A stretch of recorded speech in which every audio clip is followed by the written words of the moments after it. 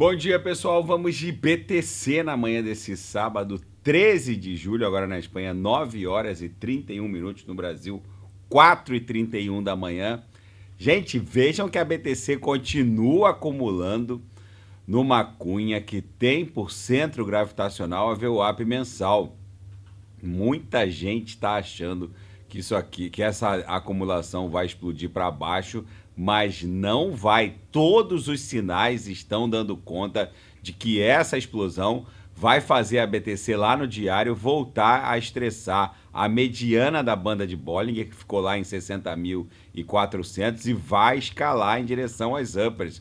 Depois de estressar absurdamente a base da banda de Bollinger aqui no diário, a BTC vai cumprir o script e estressar as uppers dessa acumulação. Muita gente boa desembarcou, caindo na cantilena dos Cavaleiros do Apocalipse, que além de não entenderem como funcionam os ciclos quatrienais do mundo cripto, também não conseguem entender um padrão de alta clássico, que é essa acumulação que a BTC está desenhando.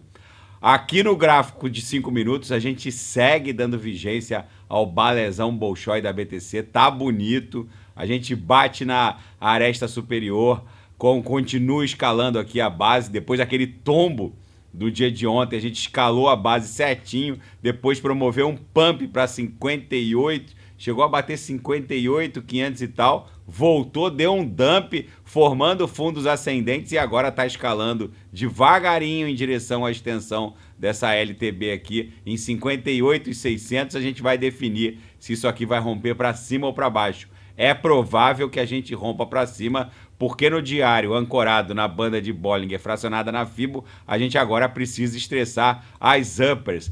Basicamente, a BTC desenhou uma sequência quase que inacreditável de 31 candles vendedores, com exceção dos do dia 30/6, 1 de julho e 2 de julho.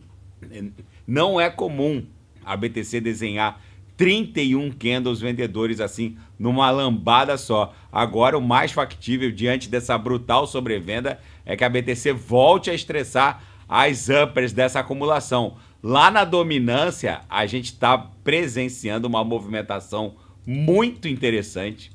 Vocês vejam que a gente vai concluir esse candle semanal, mais um candle vendedor semanal aqui na dominância, respeitando essa LTB aqui, essa linha de tendência de baixa que vem se desenhando desde 2017. A dominância tem uma tendência geral de queda. Basicamente, antes do surgimento da ETH, a dominância ficava entre 98% e 99%, justamente porque todas as altcoins nessa época eram só 30. Hoje a gente tem 2,4 milhões de altcoins.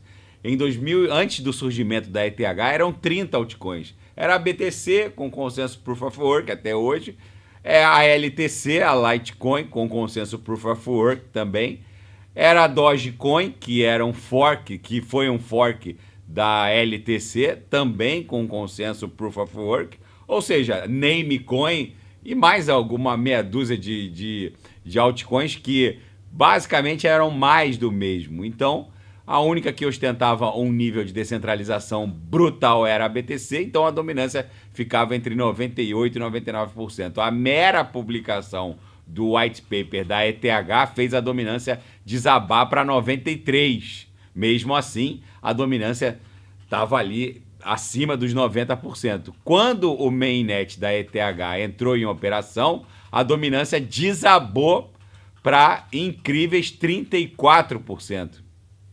E por que isso aconteceu?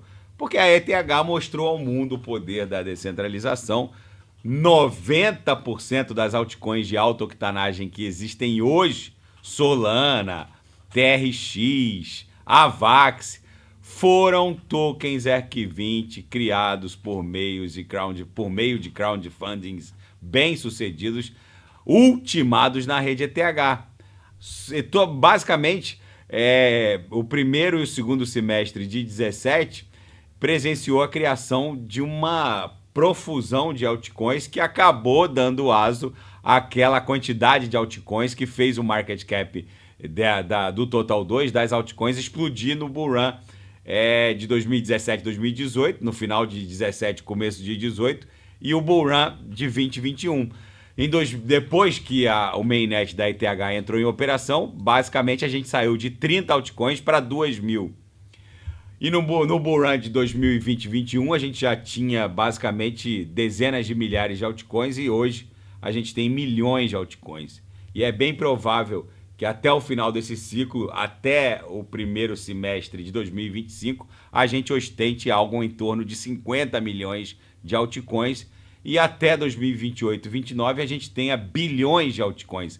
Agora, o que eu quero pontuar para você, hoje a gente produz basicamente 1 milhão de novas altcoins por mês. O que eu quero pontuar para os senhores é que imaginem a demanda por Solana para acionar dezenas de milhões de pools de liquidez. Se hoje, com 600 mil pools de liquidez na rede Solana, a gente já presencia a Solana valendo somente quanto é que está a Solana agora? $139. Imagine a demanda por ETH para poder acionar dezenas de milhões de pools de liquidez. Imagine a demanda por Sol no ciclo de 28 e 29, quando haverá basicamente centenas de milhões de pools de liquidez. O sujeito que tem coragem de vender Solana neste exato momento só pode estar doente da cabeça e doente do pé também. Enfim, aqui a dominância está em vias de desabar, lembrando que a queda da dominância não significa queda na cotação da BTC, só significa que o market cap das altcoins vai se expandir de forma mais explosiva e exponenciada que a própria expansão do market cap da BTC. A dominância vai começar a cair a qualquer momento. Eu volto a alertar os senhores que quando a gente abrir um Morobuzu para baixo, não vai dar tempo para embarcar de forma segura. Basicamente, uma Sol vai explodir para 270, uma AVAX explode para 60. O sujeito não vai conseguir entrar de forma segura sem perder boa parte do seu patrimônio cripto.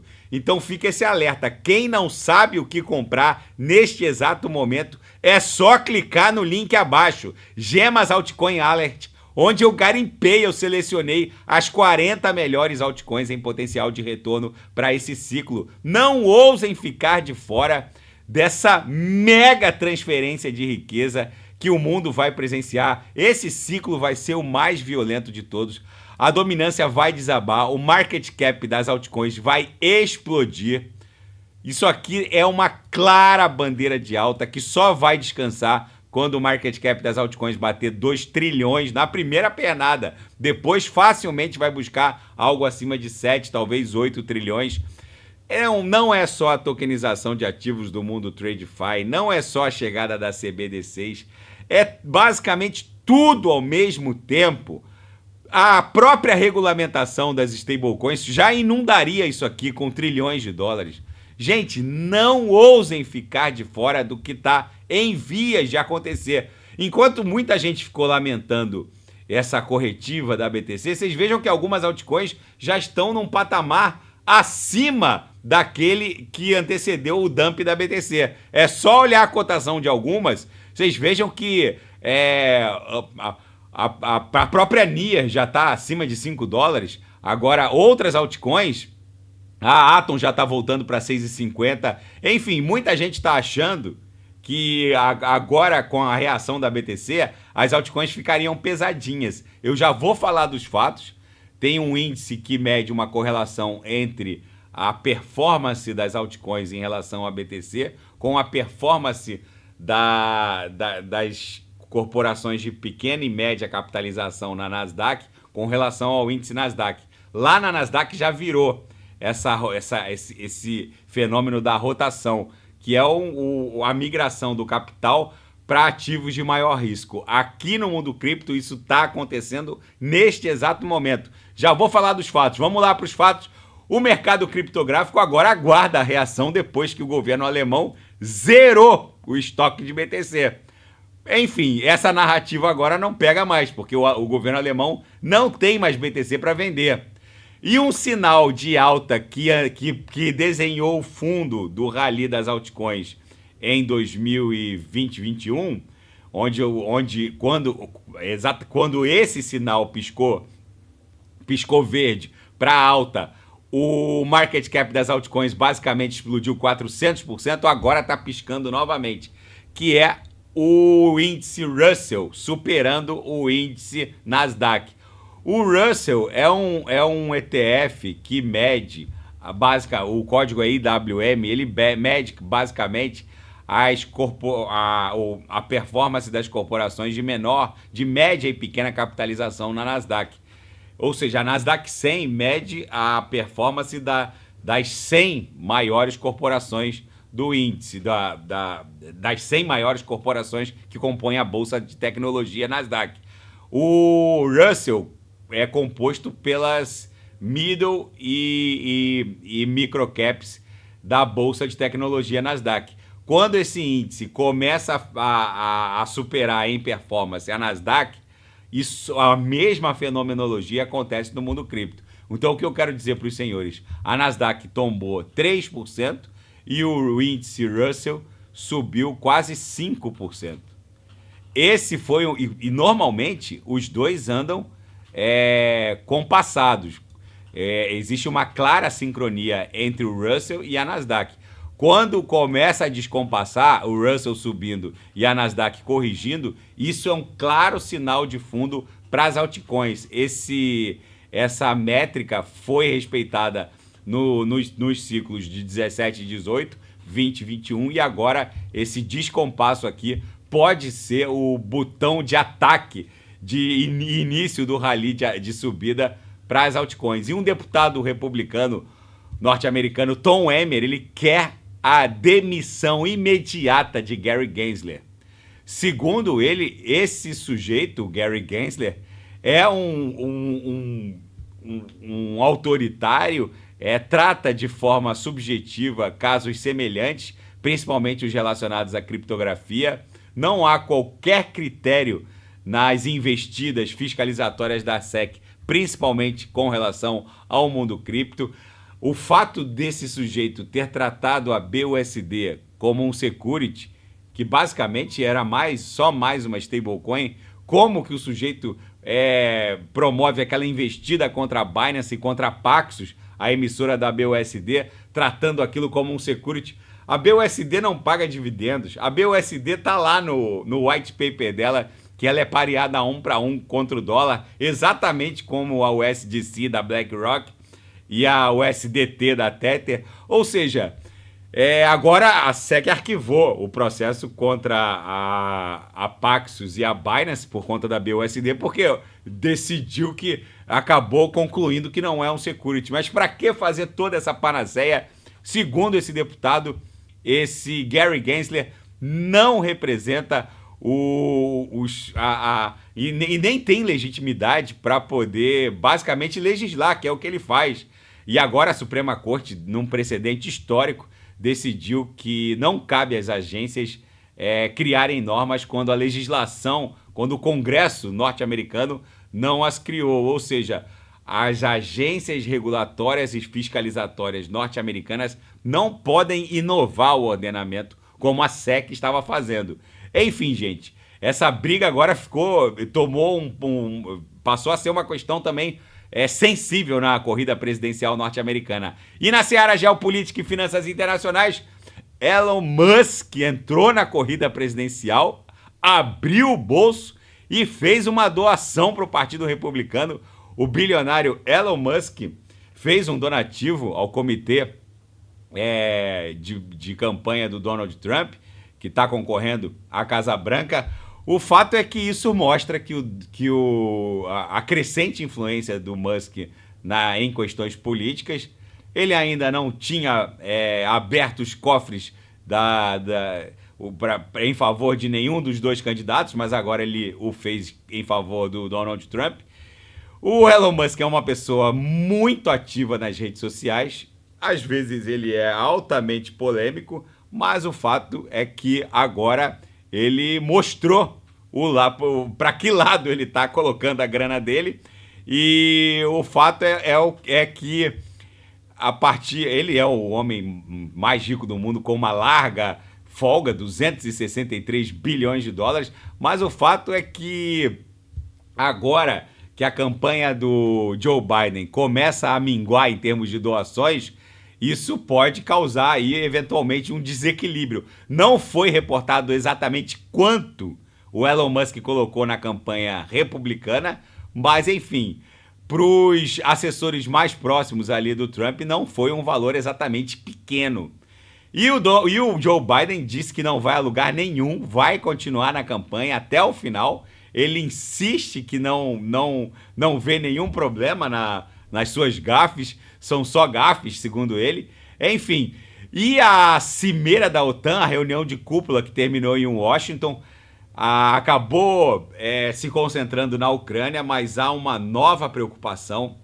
O Putin está basicamente a Rússia, né, está basicamente tomando conta do Ártico. O Putin está construindo uma frota de super quebra-gelos, ao contrário do continente antártico, que é um continente, possui terra. O Ártico não possui terra, não é um continente, é só um oceano congelado e com uma espessura média da camada de gelo entre 2 e 4 metros, alguns pontos pode bater até 7, 8 metros. O Putin está construindo uma frota bizarra de quebra-gelos, inclusive um específico é o Ivan Papanin, é uma obra de arte da engenharia naval, consegue avançar basicamente por todo o Oceano Ártico, de ponta a ponta, quebrando as camadas mais espessas. O Putin basicamente tá construindo uns 12 desse bichinho aqui, com uma tecnologia diesel elétrica, outros com propulsão nuclear, mas enfim. O que a cimeira da OTAN está reportando é que os outros países que são costeiros ao Oceano Ártico, porque a Rússia, basicamente, ela domina a metade das margens do Ártico, a outra metade fica com os Estados Unidos, Canadá, Dinamarca pela Groenlândia, Islândia e Noruega. Agora, com a entrada da Finlândia e da Noruega na OTAN, ficou definido que esses países precisam urgentemente também ocupar o Ártico, por assim dizer, porque o Putin já está fazendo isso.